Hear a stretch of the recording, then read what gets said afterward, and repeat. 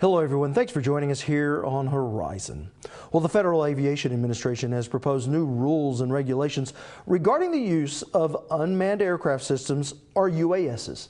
Privacy and safety are leading themes in the thick 195-page proposal, clamping down on who can use a UAS and for what purpose. Joining me now is our Andy Barth.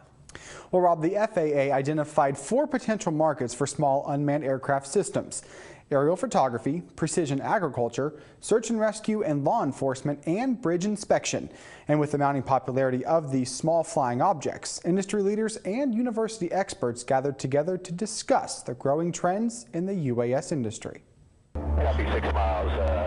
They're known for being stealth and lethal during war. Now the use of unmanned aircraft is attracting civilians, while raising concerns about safety and privacy. University of North Dakota's Michael Moore. In any emerging market or industry like this, there's always growing pains. And if you just think about it logically, the FAA currently manages the airspace, but they do so with only one thing in mind, and that's safety. And if you're going to suddenly bring new airframes in that simply don't have pilots that can see and avoid, there's going to be a problem, and therefore you need to fix that problem. So you have to fix them with technology.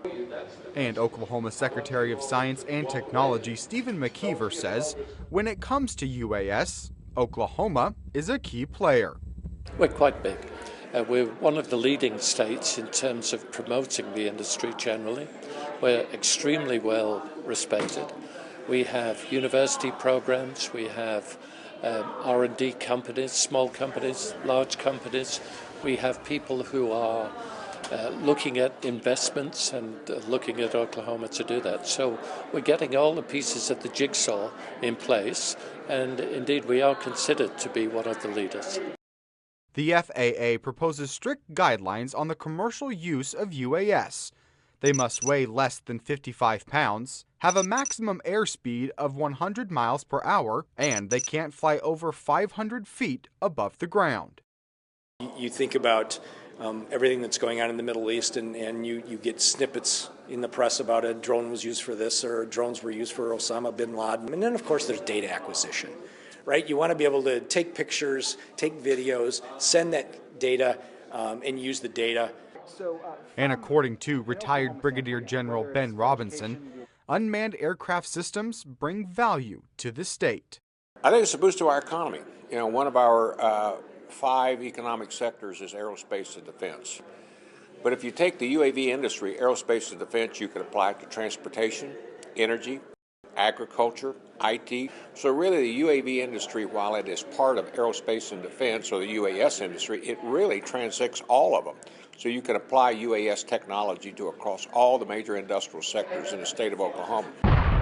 From the battlefield to the cattle field, unmanned aircraft systems are here to stay. I think the future is just absolutely bright, flying high. So Andy, under the new rules from the FAA, not just anyone can fly these unmanned aircraft. That's right, Rob. The FAA has proposed a long list of very strict certification requirements.